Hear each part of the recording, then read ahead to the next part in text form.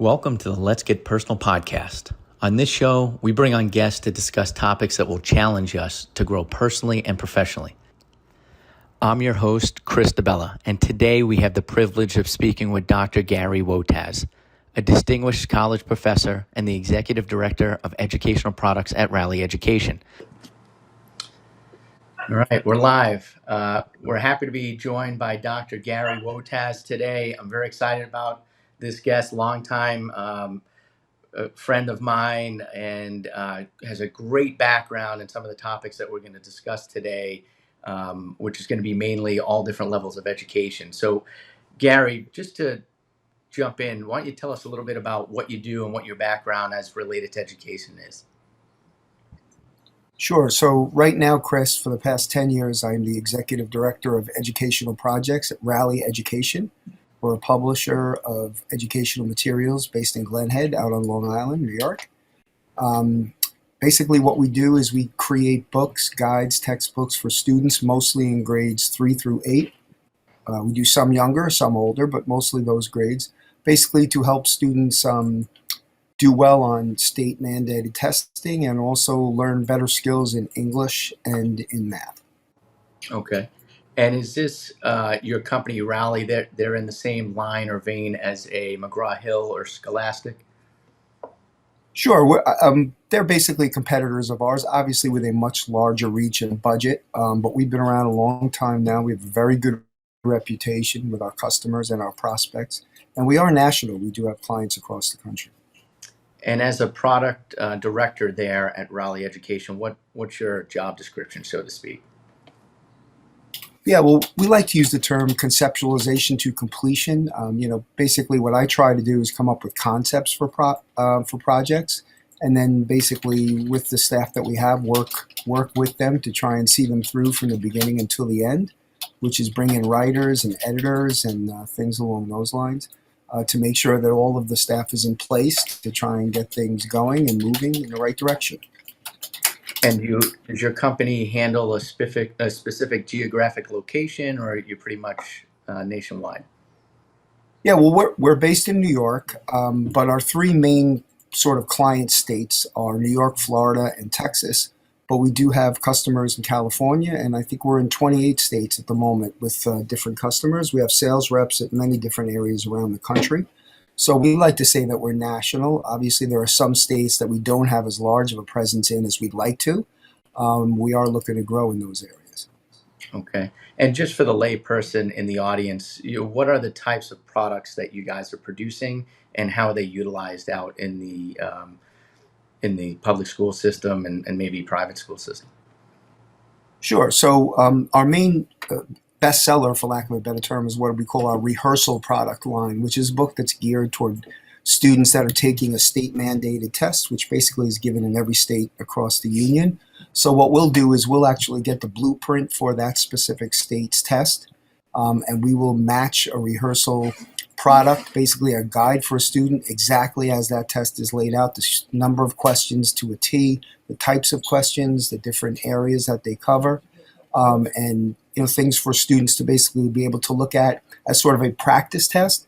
And then within that material, we'll also provide for the teacher sort of how to use this product to teach students. The goal always is the students start at one place, and if they use our products, they will improve their test scoring, and statistics prove that out. Okay. And we're going to circle back and expound a little bit on kind of the middle school, high school experience. But before we get into that, I understand you're a published author in your own right. Why don't you tell us a little bit about that? Sure. So right now I've had 3 different books formally published. 2 are sort of nonfiction works based on Long Island history. I'm very into history and regional history and things along those lines. And I also have a book published with University of Michigan Press on leadership, looking at leadership, different criteria for business leaders, education leaders. That's also was what my dissertation theme was, studying leadership and basically looking at what makes a good leader, why do people move towards certain people, to look for, different skill sets to help them lead, things along those lines. And I also have about 3 or 4 manuscripts done right now for sort of a teen or tween audience, that will be published at some point in time coming up relatively soon, I'm hoping. But those are all geared around issue-oriented thing for students. Again, it's sort of a codicil to my work here at Rally, but it's things where students look at change, look at loss, look at making new friends, new environments, cyber bullying, using the internet properly, things along those lines. Well, and one of the reasons why I'm so excited about some of the topics we're going to get to is your breadth of experience, because at Raleigh it sounds like you're doing everything from elementary up to high school, and yet you're also you bring the experience of being a college professor for over 25 years. And want you Yeah, to do a little bit that's of. true. Right, and that's true, and those are really kind words. But that's usually meant for somebody who's now old, which I am. But also means that I do have a lot of experience. I've taught higher ed for about 24, 25 years now, and I really enjoy that. And it's an eye-opening experience. And I actually always tell any professional person that I know, if they're not doing that, they really should. Think about kind of grabbing a class or two. You're certainly not going to do it for a big cash investment, but it really allows you to impart your knowledge and experience onto, a group of minds that are really looking for information from this, quote unquote expert. Right.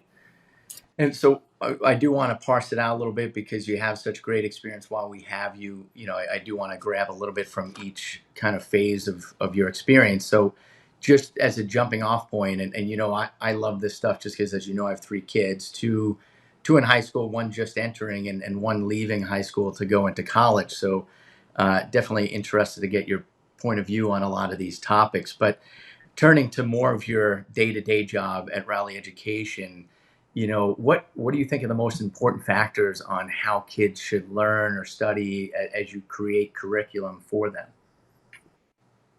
Right. Yeah. The actual method and the structure of education, how to teach something, really hasn't changed since the days of the one-room schoolhouse. It's that idea of I do, we do, you do, for lack of a better term, where the teacher will stand next to the student or in front of the students, and basically they're an expert, and they will do a modeled sort of event. They will show them a question, and they will give them the answer, and they'll explain to them how to get the answer. Then the we do part is, let's do it together. Now you and I will sit down. I'm the expert, you're the learner, and I'll let you do some of it, and I'll do some of it, and you're getting there. And then the last part, of course, is the you do part. That's kind of throwing the bird out of the nest, which is now, okay, you should have learned this thing. Now let's see how you do on it. And that's usually basically the testing phase. And that's how a lot of our books are structured. It's a little more complicated than that, but it's the same basic concept. We like to call the last part on your own, which is now that we've kind of given you all of these things, let's see how you're doing. And then, of course, there's a rubric and a grading element. And, grades are nothing to be scared of, and they're nothing to be ashamed of. And I think in our 21st century, model, a lot of times that's part of it. Oh, we're so concerned about students failing. Well, just because a student necessarily does bad doesn't mean they failed something. It just means they need to do more work or learn more things in that area. I think that's a good thing, not a bad thing. So now, okay, and what our books will allow us to do is, within math, for argument's sake, we're not just going to look at it and say, oh, he got a 50 on the math test. We're going to be able to say, well, he did really well in addition and really well in subtraction, but this multiplication part is really, really poor. So now that's a good thing to say, okay, here's another product that we're going to focus specifically on the multiplication aspect of it.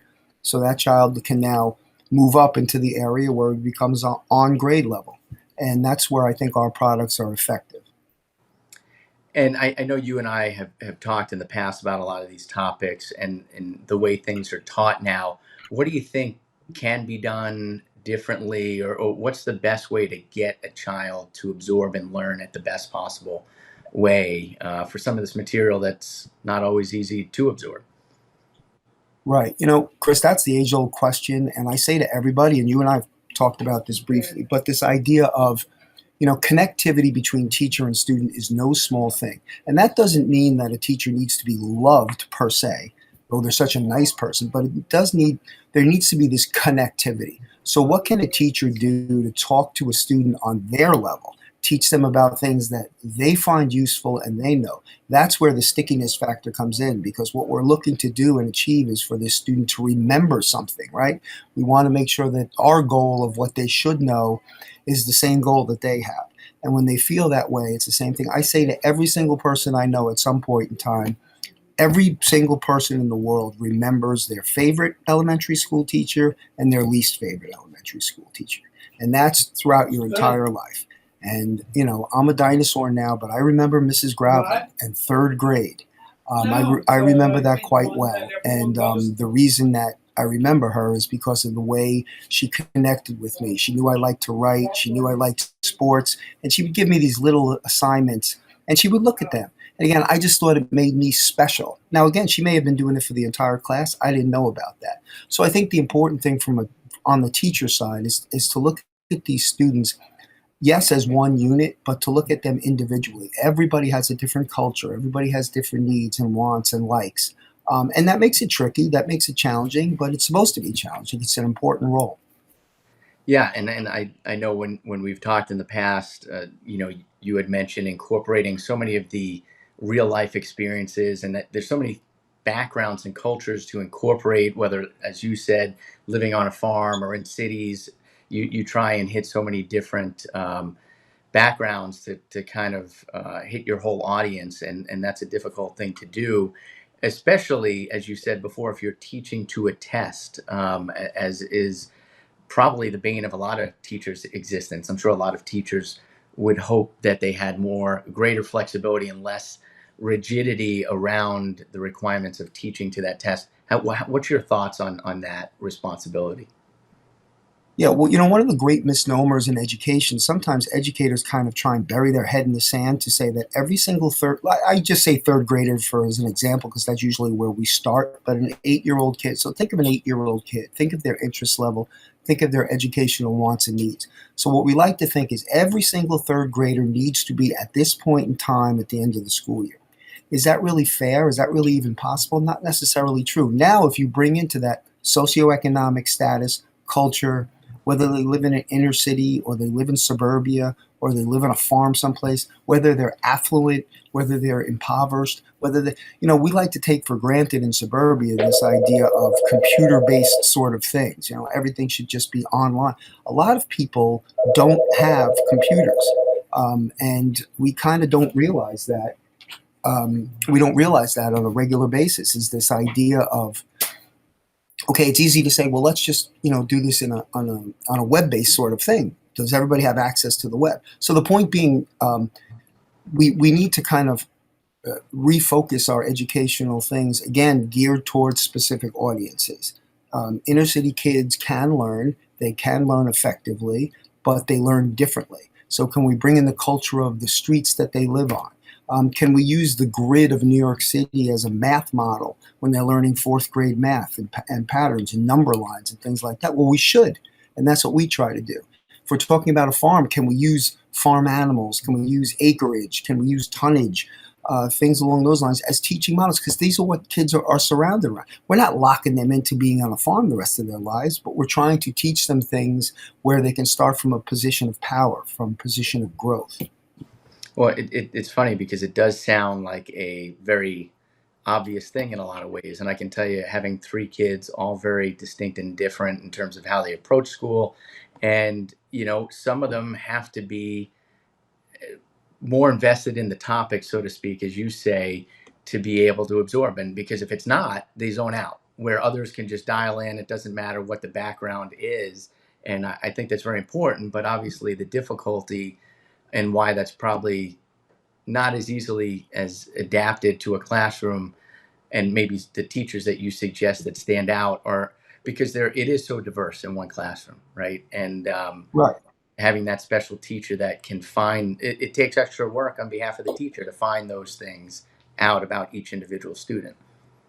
Sure, but one of the models that we use within our teacher guides is this idea of trying to ask open-ended questions for students. So in other words, if you give them a short story to read about whatever, obviously 28 kids are going to read the same short story. But then we might want to ask them sort of a question about, okay, do you see one or two themes in this short story, and can you compare it to your home life? Can you compare it to your neighborhood? Can you compare it to your hobby? Can you compare it to your favorite superhero?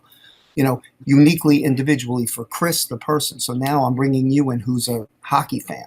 So, okay, well, this is a story about a boy. Well, can you compare that to you? And you might bring in something you did on the ice or in hockey or something along those lines. So therefore, now all of a sudden you light up a little bit because, well, you really like the game.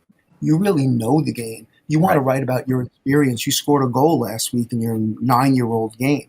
So aren't you going to write now with more passion if you're talking about that, as opposed to me dictating to you, you need to talk about the experience of this specific student about this specific thing? There's a place for that, but it's not necessarily bringing out the potential of the learner. Yeah, no, and I love that idea and that concept, and I hope that continues to get utilized because I just, even you talking about hockey, I'm like, oh, that's, it's interesting, something I'd want to read more, talk more about. And I think that's very valuable. Where do you think the explosion or growth of charter school has really been an outgrowth of some of these maybe deficiencies that have exposed themselves over the years? Yeah, that's a great point, Chris, and an important one. I think the public, and that's obviously a really broad term, but I think they misjudge the importance and the growth of charter schools. Charter schools are more than 20 years old, but have really taken foot in certain areas of the country. I mean, where there's just huge growth. New Orleans, for a prime example, 99%, as in 99% of elementary school children in New Orleans go to charter schools. Everybody. That's Okay. amazing. Yeah. Right. And nobody knows that. We know that because that's our business. But that's not the only example. It's very big in inner cities. And everybody, I think, also kind of doesn't understand the charter concept. The concept is really to try and have innovative learning modules, looking at things from the perspective of smaller class size, but also having home involvement. Now, that home can take on many different fronts. Not everybody lives in a traditional home environment with two parents and siblings and a nice house with a wooden picket fence. There's some of that, but a lot of inner city kids live differently. So part of the mandate about charter schools is that home and school involvement, where parents / guardians need to be involved with their children or their mentees, working on different projects, working on homework assignments and things along those lines. And the idea is the charter takes it on a different, takes on a different power within the community. It's really a central hub of community bonding. And that's why it's been effective in certain places. Charter schools are not going away. And if anything, you are going to see a consistent growth going forward from this point. Any idea, and it's because it's your industry, of how they've really grown recently? Is this just an incremental growth? Is this something that we're seeing move pretty rapidly? Um, it depends on the area. Like New York, for example, New York City, about 28% of the students in New York City in elementary school grades go to charter schools. Nobody believes that number. It's a real number. And that number has been incremental. But I would say over the last maybe 5 years, a little earlier pandemic, but especially post-pandemic, people are looking for different education. I keep saying modules or models, for lack of a better term, looking at things from a different perspective. And again, this is not a knock on the traditional public school system. I went through it. I know you went through it. That's right. There's so much good there. But I think there's a rigidity to those traditional schools, especially in suburban settings, to change and to look at things really through a different lens. And that's where I think the push of charter schools is making a lot of those schools sort of sit up and take notice, especially teachers. The teacher unions in a lot of these cities are very concerned because charter schools do not require certifications related to teachers, so they can hire at lower salaries, and they can hire a more broad diversity of teachers to come in and really work with students. And it's working. Now, listen, charter schools, the system is not perfect. Charter schools go out of business on a regular basis. A lot of the times those are from mismanagement. because people come into the idea with the right idea, which is I want to teach kids a different way. But a charter school is a business like any other business. And there needs to be an element of, am I getting my state funding, and am I doling it out properly? And am I affording these children the opportunity to learn in some sort of an affordable way? So there's a lot. Charter schools are a fascinating model to follow, say, over the next 5 or 10 years, in my mind. Yeah, well, I mean, I think you've hit on a lot of the points that have kind of led to probably the need for it. Is so many kids learn differently, and now you're getting institutions that have different options available that maybe didn't exist in the past for kids, and maybe the public school worked very well for you and I in the past, but certain kids would thrive in a different environment. I mean, we see changes and different options in so many different industries, and hopefully the continued growth of both there'll be a sharing of best practices between the public and charter school systems, and continue Right. to evolve for the betterment of our kids. Right.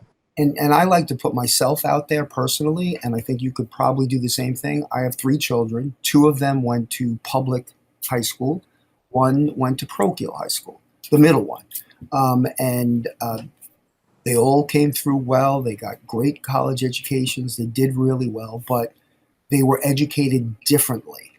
Doesn't necessarily say one's better or one's worse, but the parochial school education that my middle child got was different. It seemed more attentive. It seemed a little bit stricter, which he needed in his world. So I think that was the right fit for him. What I'm happy about related to charter schools, it affords parents and guardians a new opportunity. Whereas maybe that works for one of their children or all of their children, where they didn't think they had that in the past. Now they have a place to go. They have public school. They can certainly send their kids to public school. But now if they have a charter that's reachable, they can look at that from the perspective of, oh, little Tommy might need this a little differently. They can meet with these people, and maybe they can put together some sort of a teaching module that works better for that child. And that's the whole goal, right? How can they learn best?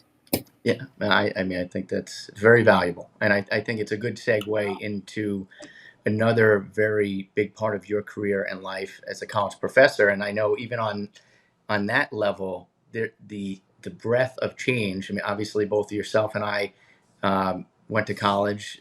Your children went to college. I have a daughter going to college, so we've done a lot of the college tours, and just probably before the pandemic, maybe the pandemic accelerated it, but we see a huge growth just in the amount of online learning, and schools that are fully online. Some schools that you live on campus, but they offer a great deal of online as a combination. But how do you see the role and the growth of online learning, and the impact it might have on those students? Yeah, that's a tough one for me. The short answer is I don't like it.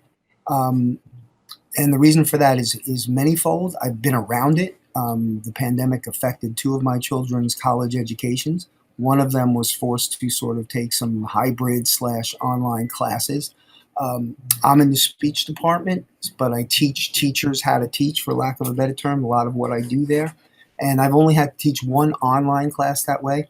So you think about it, how do you really teach a speech class, even in this setting? Now I can see you, you can see me and stuff like that, but right, so much of higher ed is the human touch element and the socialization part of, I just met you in class. Now I find out you're a sports fan. Now we're becoming friends. Now we're interested in the same sorts of things. But now also within the class, we can debate, we can talk topic, we can have a roundtable discussion with 20, 25 of my peers about social issues, about sports, about teaching, about the future of education, about the legal system, whatever it might necessarily be. Also, that walk across campus, that a bit, and forgetting the fact that you may live there, you could be a commuting student too. So what we're doing in an online setting, I always like to say it's the bunny slipper thing. I'm sitting at home, and again, I'm not putting it down, but the question was, my feelings about it. I've taught it. I don't think it's the best learning place for students. I've seen students who have come to my classes in higher ed from environments where a lot of their junior and senior year in high school was spent at home for obvious reasons related to the pandemic. And are they a little bit of a step behind? I think they are. I think, Right. yeah, it's not unfixable, but the concern is trends. And I think that where things are trending right now for a lot of reasons is, is the affordability, is the convenience of learning from home, and how colleges now are really attacking that sort of thing from a marketing perspective. And a lot of colleges, the Grand Canyon universities of the world and National University, nothing against any of those places, where they have started as online, they don't have a campus setting, and they don't want one. And a lot of students are drawn to that, thinking, well, I can work full time and I can fit in a class here and I fit in a class there. I'm just not sure that that's the best fit, and I've seen examples of it specifically in my classes where I think some of the socialization pieces are lacking, and that's concerning to me. It's really interesting. Obviously, it's hit a lot of different industries, as you know. In mine, we went almost entirely over Zoom for court hearings, and we're largely back in. But don't get me wrong, there's certain things that they're 5-10 minutes, and I still love the convenience of being able to do a check-in with the judge over Zoom. But I completely agree with you in terms of when you're doing something of substance, you can't accomplish that the same way over Zoom. And I see it in my profession as well. And one of the things that you brought up that's very interesting is elementary, middle school, high school, right? They have to be in person, right? For other reasons, practical reasons. Parents work, and kids aren't adults like they are in college, where they can just stay home unattended to. So these kids have to go there. But now, what you're telling me is, as someone who teaches teachers, is that this next generation of teachers, or at least some of them, are learning to teach kids without the intimacy of being in person, and then they're going to step into a classroom, and the idea that they may be missing that human interaction, that the ability to connect, which you earlier said is so important, they're not getting taught that in the same way that they're going to have to teach our kids. Right, and this is not my first rodeo with this conversation slash argument, and I hear the other side loud and clear. And their point is, now that we've established this sort of infrastructure of online learning, there are a lot of students that are not going to have the ability, for one reason or another, to go to a traditional college, and therefore, if you just kind of remove this, Right. they wouldn't be afforded that opportunity. I hear that loud and clear.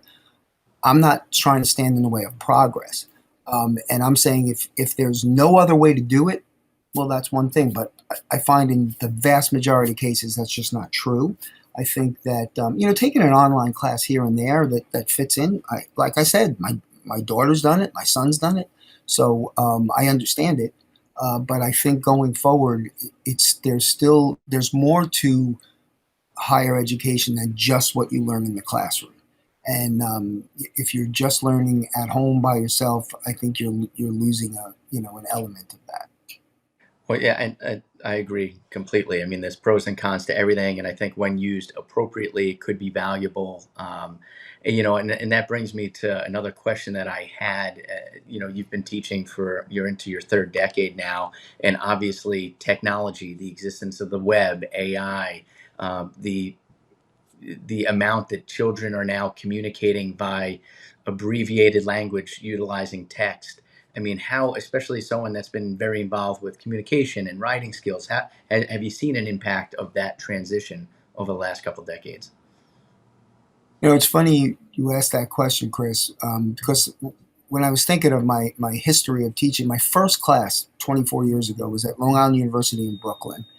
And it was Introduction to Writing, for lack of a better term, Composition 101.